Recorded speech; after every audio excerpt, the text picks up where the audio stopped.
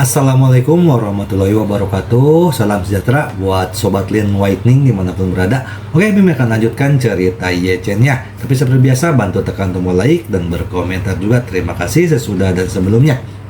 Dan saya dapat memperkenalkan Anda kepada mereka. Bab 1046 sampai bab 1050. Saat ini, Song Rongrong sedang duduk dengan cemas di ruang rapat Departemen Kepolisian Metropolitan Tokyo. Karena Song Group adalah perusahaan yang terkenal dan kuat, Departemen Kepolisian Metropolitan Tokyo sangat sopan kepada Song Honor.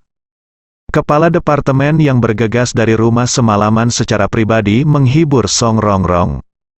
Melihat tatapan putus asa Song Rongrong, direktur menghiburnya, "Tuan Song, tim kami sudah mulai mencari keberadaan adik perempuan Anda di Kabupaten Tama Barat, jadi Anda tidak perlu terlalu cemas. Setelah ada hasil dan petunjuk, aku akan menjagamu. Umpan balik untukmu sesegera mungkin." Song Rongrong menghela nafas pelan, menutupi wajahnya yang kesakitan, dan berkata dengan isak tangis, "Menginginkan adalah satu-satunya saudara perempuanku dan orang yang paling aku cintai. Tolong lakukan yang terbaik untuk memperlakukannya dengan baik, diselamatkan dengan aman dan selamat." Kepala polisi mengangguk dan meyakinkan, "Tolong yakinlah, Tuan Song, kami pasti akan berusaha sebaik mungkin untuk menemukan keberadaan Nona Song." Song Rongrong berkata dengan penuh syukur, "Terima kasih banyak." Pada saat ini, seseorang masuk dari luar pintu dan berkata dengan penuh semangat, "Direktur, orang-orang kami menemukan kendaraan niaga Nona Song di pegunungan Kabupaten Tama Barat. Kendaraan itu menabrak dasar lembah, mereka menemukan 2 mayat hangus. Mayat lain ditemukan di lereng curam di tengah gunung." Mata Song Rongrong memerah ketika mendengar ini, dan 2 baris air mata panas segera mengalir keluar. Dia bertanya dengan gugup, "Direktur, apakah sesuatu terjadi pada Wanting?"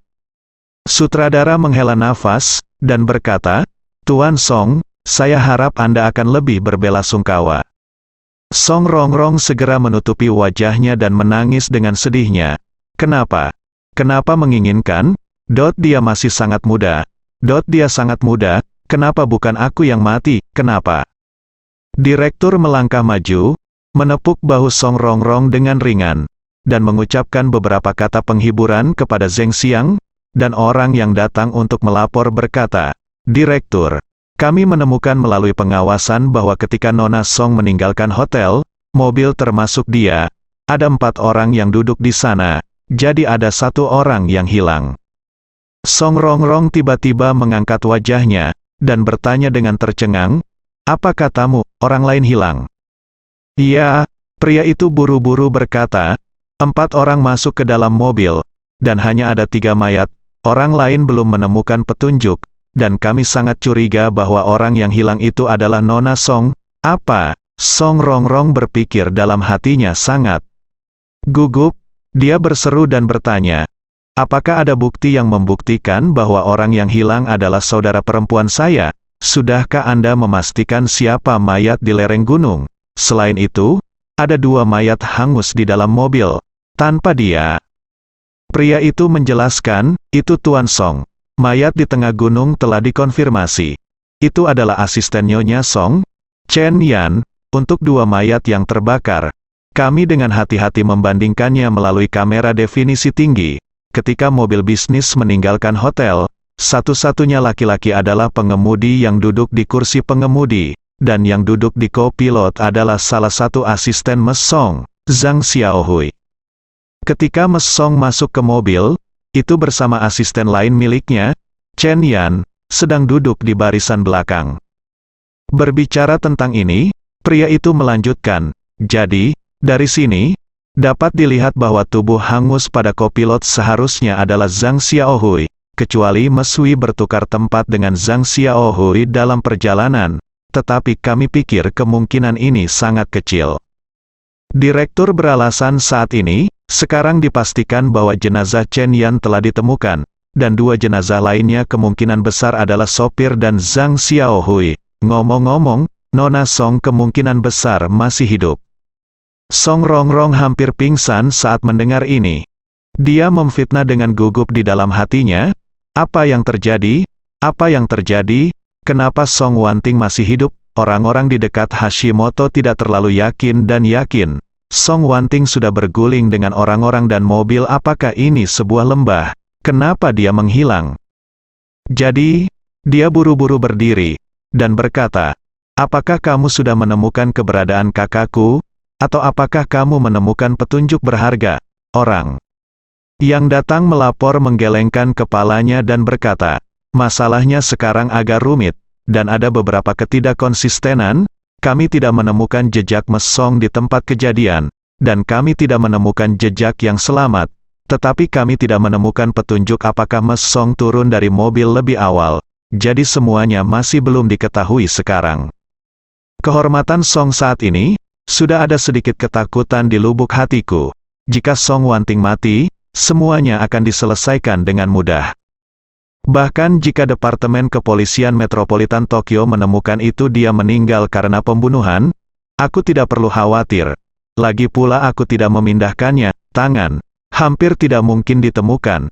Ketika Departemen Kepolisian Metropolitan Tokyo dapat terus melacak petunjuknya, saya akan mengambil Song Wanting tubuh kembali dan mengadakan pemakaman, dan kemudian melakukan hal lama. Keluarga Song akan menjadi milikku dan ayah. Namun, jika Song Wanting tidak mati, maka semua upaya sebelumnya akan sia-sia.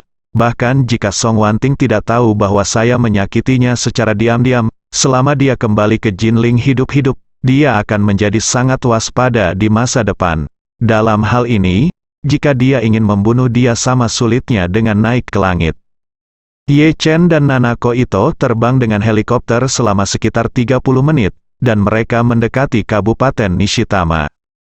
Karena ninja Ito Nanako masih melacak keberadaan Wanting Song, sejumlah besar pasukan polisi dari Departemen Kepolisian Metropolitan Tokyo juga mencari di dekat tempat kejadian.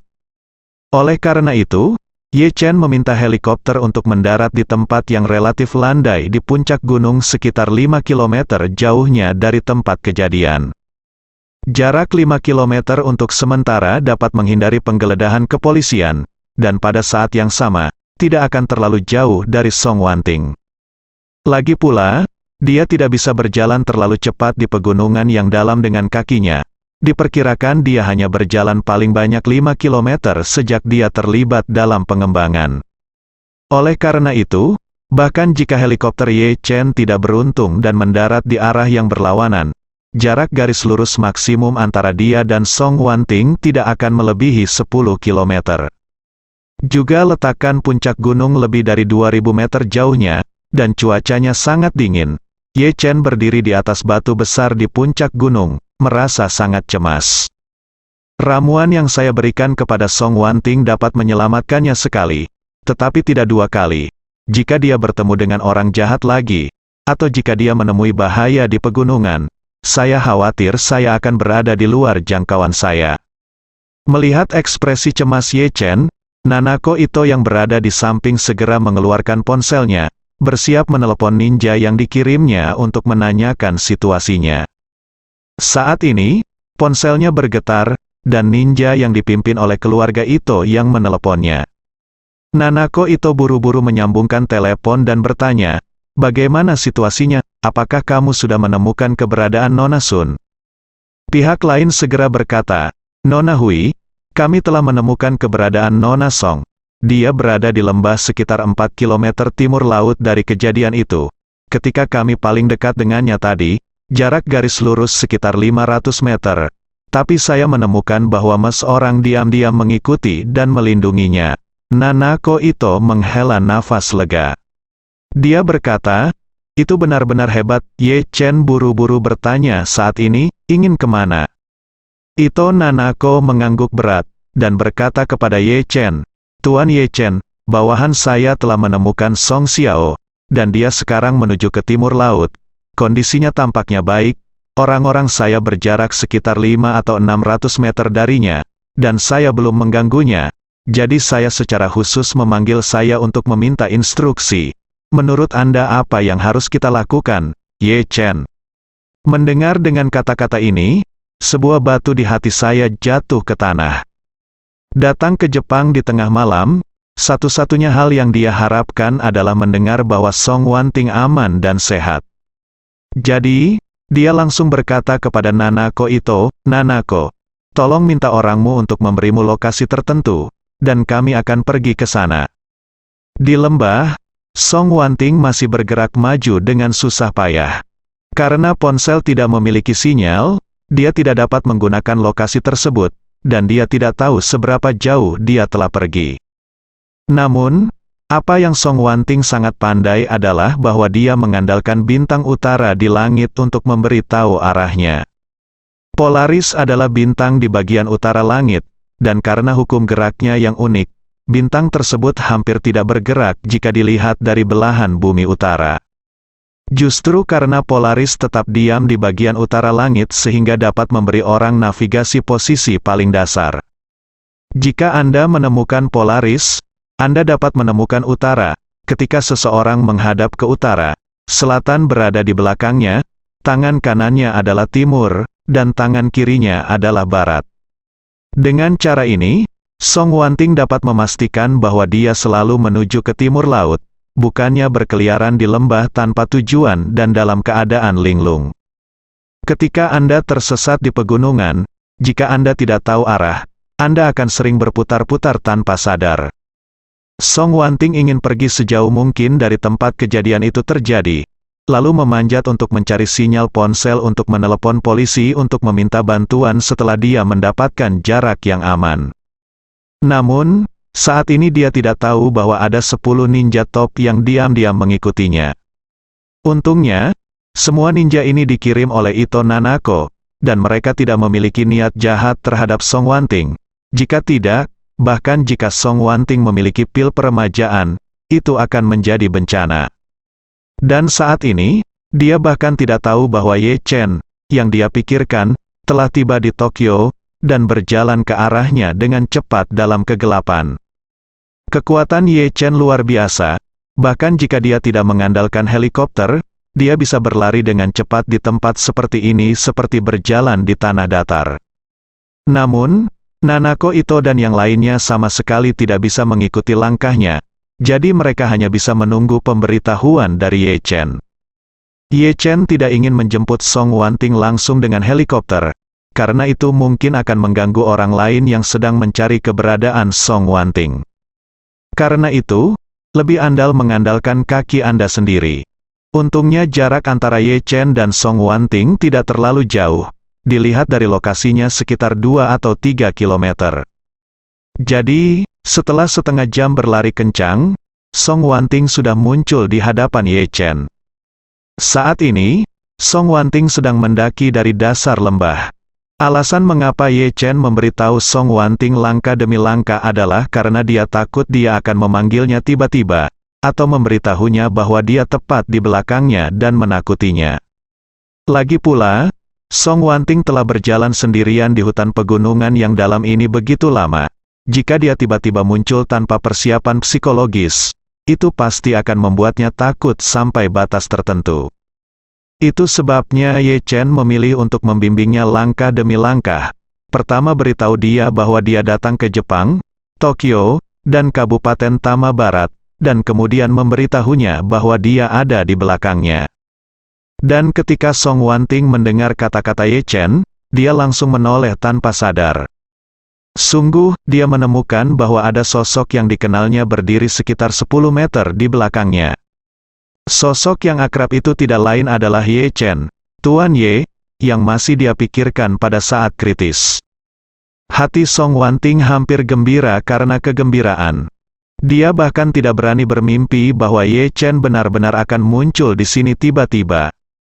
Pada saat ini, hati Song Wanting dipenuhi dengan emosi dan kebahagiaan. Dia tersedak dalam hatinya, Tuan Ye benar-benar datang untuk menyelamatkan saya. Pada waktu yang begitu larut dan jarak yang begitu jauh, Tuan Ye muncul di depan saya dalam beberapa jam. Ini seperti film harta karun tertinggi yang berdiri di atas awan berwarna-warni. Kalau dipikir-pikir, posisiku di hatinya pasti sangat penting. Memikirkan hal ini, seluruh tubuhnya benar-benar tenggelam dalam emosi yang ekstrim, dan dia menangis. Dia berteriak, "Tuan Ye." Setelah berbicara, Dia berlari menuju Ye Chen. Ye Chen Seng takut dia akan jatuh di jalan pegunungan, jadi dia buru-buru berjalan 2 langkah. Begitu dia tiba, Song Wanting melemparkan dirinya ke pelukan Ye Chen dan menangis dengan keras. "Tuan Ye, aku tidak bermimpi, kan? Apakah ini benar-benar kamu? Kamu benar-benar datang untuk menyelamatkanku." Ye Chen menepuk punggungnya dengan ringan, dengan nyaman berkata, "Kamu tidak bermimpi. Ini benar-benar aku di sini untuk menyelamatkanmu." Song Wanting menangis, terisak, "Tuan Ye, kupikir aku tidak akan pernah melihatmu lagi dalam hidup ini." Ye Chen bertanya padanya, "Apakah kamu meminum ramuan yang kuberikan padamu? Obat yang kuberikan padamu di awal hanya untuk berjaga-jaga jika kamu membutuhkannya, tapi aku selalu. Aku tidak berharap kamu benar-benar menggunakannya, tapi aku tidak menyangka itu menjadi ramalan hari ini." Song Wanting tersedak dengan terima kasih dan berkata, "Tuan Ye, keberuntungan terbesar dalam hidup saya adalah mengenal Anda. Jika bukan karena Anda, saya akan mungkin Anda sudah mati. Saya tidak akan pernah bisa membalas Anda dalam hidup saya." Song Wanting selalu sangat berterima kasih kepada Ye Chen di dalam hatinya. Pada awalnya, kamarnya secara tidak sengaja membentuk situasi Feng Shui di mana formasi besar naga terperangkap karena tabrakan yang tidak disengaja, kekayaan seluruh orang dikonsumsi dengan cepat, dan bahkan nyawanya terancam. Jika Ye Chen tidak menyelesaikannya tepat waktu, dia mungkin sudah lama meninggal karena kecelakaan. Belum lagi, Ye Chen membantunya mengambil posisi kepala keluarga Song selangkah demi selangkah. Hari ini, dia menghadapi krisis kematian yang hebat di Jepang, dan dia bisa menyelamatkan dirinya dari bahaya dengan mengandalkan sepenuhnya pada obat yang diberikan Ye Chen padanya. Sekarang, Ye Chen belum melakukan perjalanan ribuan mil jauhnya untuk menyelamatkannya di pegunungan dalam Jepang dalam semalam. Kebaikan ini telah membuat Song Wanting menangis. Terlebih lagi, dia sangat mencintai Ye Chen di dalam hatinya. Jadi saat ini, dia menganggap Ye Chen sebagai orang yang dicintai yang lebih penting daripada hidupnya sendiri. Song Wanting bahkan memiliki ide jauh di dalam hatinya. Dia merasa, mulai hari ini, saya, Song Wanting, bersedia melakukan apa saja untuk Tuan Ye. Bahkan jika Tuan Ye meminta saya untuk segera mati, saya akan bersedia mati untuk dia tanpa keluhan. Ye Chen tidak tahu aktivitas batin Song Wanting saat ini. Dia terus menghiburnya dengan nada lembut, "Ingin, antara kau dan aku, tidak perlu mengucapkan terima kasih. Apalagi yang besar tolong, kamu milikku temanku, aku akan menyelamatkanmu. Itu hanya benar dan pantas. Jangan katakan kamu berada di Jepang. Bahkan jika kamu berada di lautan pedang dan api, aku, Ye Chen, akan melakukannya." Tidak punya apa-apa untuk dikatakan, Ye Chen mengungkapkan ketegasannya kepada teman dan persahabatan dengan Song Wanting. Tetapi dia tidak menyangka bahwa kata-kata ini di telinga Song Wanting, itu menjadi ekspresi emosional yang paling menyentuh di dunia. Pada saat ini, dia bahkan jatuh cinta pada Ye Chen sampai ke dasar tulangnya. Dia bahkan rela memeluknya begitu erat dan menggosokkan seluruh tubuhnya ke tulangnya. Hatinya penuh cinta dan kasih sayang untuk Ye Chen, dan begitu pikirannya menjadi panas, dia langsung berjinjit dan mencium bibir Ye Chen secara proaktif. Ketika Song Wanting mendengar kata-kata Ye Chen, dia tidak memikirkannya sama sekali, dan berkata dengan tegas, "Tuan Ye, saya akan mendengarkan Anda." Ye Chen mengangguk, dan berkata dengan serius, "Ini ada hubungannya dengan berada di Jepang, membawa Anda ke rumah teman saya. Selama periode ini, Anda tidak boleh menghubungi siapapun, termasuk kakek Anda dan anggota keluarga Anda yang lain, sampai masalah ini diselidiki sepenuhnya." Song Wanting bertanya dengan heran, "Tuan Ye, haruskah saya bisa? Kamu tidak memberitahu kakekku? Dia pasti sangat mengkhawatirkanku sekarang. Jika keberadaanku tetap tidak diketahui, aku khawatir dia akan terlalu khawatir dan memengaruhi kesehatannya." Ye Chen sedikit tersenyum dan menghibur, "Kamu harus khawatir tentang ini. Jangan khawatir, kakekmu telah meminum pil peremajaan, jadi kesehatannya tidak akan pernah terpengaruh secara serius. dan jangan lupa bahwa pil peremajaan yang kuberikan padamu di hari ulang tahunmu juga ada di tangannya. Pil di tangannya, dia tidak akan pernah memiliki masalah. Kemudian, Ye Chen menjelaskan lebih lanjut, sebagian besar rahasia bocor dari para pihak sendiri. Rahasia sebenarnya adalah itu harus diketahui oleh sesedikit mungkin orang. Lebih disukai tidak ada orang tahu kecuali diri Anda sendiri. Jika tidak, begitu rahasia ini diketahui orang lain, akan sulit untuk memastikan bahwa lebih banyak orang tidak akan mengetahuinya. Meskipun ekspresi Song Wanting dia sedikit berjuang, tetapi dia dengan cepat mengangkat kepalanya, menatap Ye Chen dan berkata dengan serius, "Oke, Tuan Ye, kalau begitu aku tidak akan memberitahu siapapun." Ye Chen mengangguk dan bertanya padanya, "Kamu tidak memberimu pesan sekarang, kakek dan anggota keluarga lainnya? Haruskah aku menghubungimu?" "Tidak," Song Wanting buru-buru berkata. "Begitu ponsel saya mendapat sinyal, saya segera menghubungi Anda, Tuan Ye. Saya awalnya ingin menghubungi Anda sebelum menghubungi kakek. Ya, saya belum mengurusnya belum." Ye Chen buru-buru berkata, "Kalau begitu matikan telepon dengan cepat, tidak hanya tidak membuat atau menerima panggilan, tetapi juga jangan menggunakan WeChat dan perangkat lunak komunikasi lainnya." Song Wanting berkata dengan patuh, "Oke, Tuan Ye, saya akan segera mematikan telepon." Setelah mengatakan itu, dia segera menekan dan menahan tombol daya untuk mematikan teleponnya dengan layar rusak. Segera, dia teringat sesuatu, memandang Ye Chen dengan wajah bingung dan bertanya, "Tuan Ye, bagaimana Anda menemukan saya di gunung yang dalam dan hutan tua ini?" Ye Chen berkata dengan jujur, "Wanita tertua dari keluarga Ito di Jepang ini teman saya. Setelah kecelakaan Anda, saya memintanya untuk membantu saya menemukan keberadaan Anda. Dia mengirim beberapa master ninjutsu Jepang, yaitu ninja legendaris, ke pegunungan Kabupaten Tama Barat untuk mencari petunjuk tentang Anda. Kendaraan komersial tempat Anda mengalami kecelakaan, dan mengikuti jejak Anda sepanjang jalan, mengejar Anda. Saya bergegas setelah saya mendapatkan lokasi Anda." Song Wanting berseru, "Ah, ninja. Tuan Ye, maksudmu, memang ada apakah ninja di dunia ini?" Ye Chen mengangguk dan berkata, "Ninja sebenarnya bukan masalah besar. Mereka nyata seperti master seni bela diri Tiongkok kita." Song Wanting tiba-tiba menyadari dia mengangguk, lalu teringat sesuatu, dan berseru, "Mereka punya telah mengikuti saya secara diam-diam. Bukankah itu berarti mereka juga mengamati kita secara diam-diam sekarang?" Ini, Ye Chen tersenyum canggung, dan berkata, "Kamu benar, mereka telah mengikutimu diam-diam." Song Wanting tiba-tiba merasa malu. Lalu apa yang baru saja kita lakukan? Apakah mereka semua melihatnya?" Ye Chen mengangkat bahu tak berdaya. "Aku pasti melihatnya." Song Wanting sangat malu sehingga dia menundukkan kepalanya dengan malu-malu. Dia berkata dengan marah, "Tuan Ye, kenapa kamu tidak mengingatkanku? Ini terlalu memalukan." Ye Chen merentangkan tangannya, dan berkata dengan wajah polos, Kamu tidak bisa menyalahkanku untuk ini. Aku tahu kamu akan tiba-tiba datang. Saat itu, pikiranku kosong." Mendengar apa yang dia katakan, Song Wanting mengingat adegan ketika dia melemparkan dirinya ke pelukan Ye Chen dan mencium bibirnya barusan.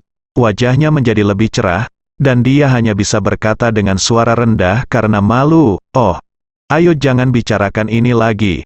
Tuan Ye, kemana kita akan pergi sekarang?" Ye Chen berkata, "Pergilah ke rumah Nona Ito untuk bersembunyi sebentar, dan tunggu dan lihat apa yang terjadi." Pada saat ini, Nanako Ito masih menunggu di tempat. Lagi pula, keahliannya jauh lebih buruk daripada Ye Chen, jadi tidak mungkin mengikuti ritme lari Ye Chen. Jadi dia hanya menunggu di tempat. Karena orang-orang dari Departemen Kepolisian Metropolitan Tokyo sedang mencari pegunungan di sekitarnya, dan sering ada helikopter polisi yang berpatroli di langit, dia meminta helikopternya untuk mematikan mesin dan diam-diam menunggu kabar dari Ye Chen. Ketika Ye Chen dan Song Wanting membawa helikopter keluarga Ito kembali ke pusat kota Tokyo, Song Honor tidak bisa duduk diam di Departemen Kepolisian Metropolitan Tokyo. Dia sangat gugup saat ini, dan berpikir dalam hati, hidup dan mati Song Wanting masih belum pasti, dan dia belum menemukan keberadaannya selama beberapa jam. Melihat bahwa jika penundaan berlanjut, hari akan cerah. Jika dia tidak dapat ditemukan saat itu, maka masalah ini benar-benar rumit.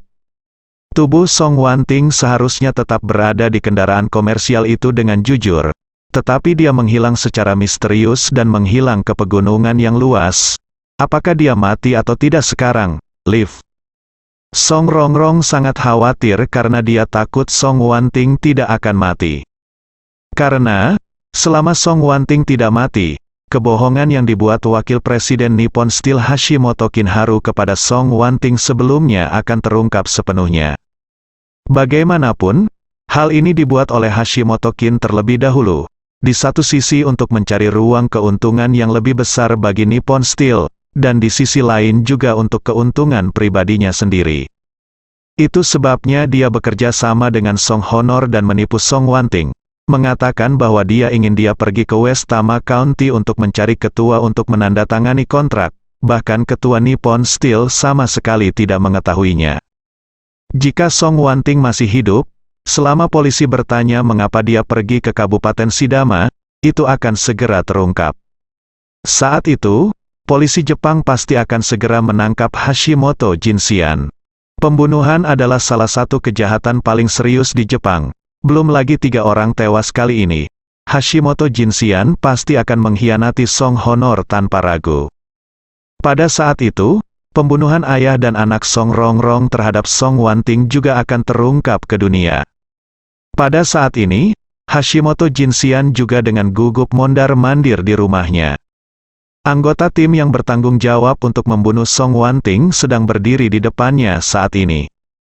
Orang-orang ini berdiri berdampingan di depan sofa, semuanya menundukkan kepala dan tidak berani menatap Hashimoto Kinsaki. Hashimoto baru-baru ini menelepon dan berkonsultasi dengan seorang teman dari Departemen Kepolisian Metropolitan Tokyo tentang perkembangan terbaru. Setelah mengetahui bahwa hidup dan mati Song Wanting masih belum diketahui, dia sama gugupnya dengan Song Rongrong. Dia tahu betul bahwa jika Song Wanting masih hidup, dia akan menjadi orang pertama yang tidak beruntung. Jadi, dia berjalan di depan orang-orang ini dengan marah, mencambuk mereka satu persatu, dan mengutuk dengan marah, "Kamu bajingan, sia-sia, apa gunanya membesarkanmu? Hal sederhana seperti itu tidak bisa dilakukan bagus. Pada saya dan saya melihat Anda, tetapi tidak ada yang berani berbicara." Melihat mereka tidak berbicara, Hashimoto menggertakkan giginya dengan marah, "Sekelompok sampah, mereka bahkan tidak bisa membunuh seorang wanita, mereka membuatku sangat kesulitan. Jika ibuku terungkap, tidak ada dari kalian yang bisa melarikan diri." 20 menit kemudian, helikopter mendarat perlahan di halaman rumah keluarga Ito. Takehiko Ito yang kehilangan kakinya didorong oleh adik perempuannya Emi Ito, dan menunggu di halaman lebih awal. Begitu helikopter mendarat, Ito Emi langsung mendorong Ito Yuhiko keluar kabin. Ye Chen kebetulan turun dari helikopter terlebih dahulu, dan mengulurkan tangan untuk membantu Song Wanting turun. Nanako Ito turun dari pesawat di belakang Song Wanting melihat Ye Chen mengulurkan tangan untuk membantu Song Wanting turun. Dia sedikit cemburu, tapi lebih iri. Pada saat dia sedikit kehilangan akal, Ye Chen, yang berada di bawah helikopter, mengulurkan tangannya padanya lagi. Nanako Ito tidak menyangka Ye Chen bahkan akan membantunya turun dari pesawat, dan hatinya terasa semanis madu. Meskipun dia sudah menjadi master, dan telah mengambil Hui Chun dan kekuatannya telah meningkat pesat, tetapi jauh di lubuk hatinya dia masih seorang wanita kecil. Melihat Ye Chen begitu lembut dan penuh perhatian, dia langsung merasa sedikit malu dan terharu. Tangannya melewatinya, dan berkata dengan lembut, "Terima kasih, Tuan Ye Chen." Ye Chen tersenyum tipis, dan berkata dengan ringan, "Tidak apa-apa, seharusnya begitu." Pada saat ini, Ito Yuhiko didorong oleh Ito Emi, dan dia berkata dengan sedikit kegembiraan, "Tuan Ye, saya tidak menyangka kita akan bertemu secepat ini. Ye Chen berkata dengan senyum masam, "Ya, saya tidak menyangka akan bertemu lagi secepat ini. Bagaimana kabarnya Pak Ito?" Bersambung.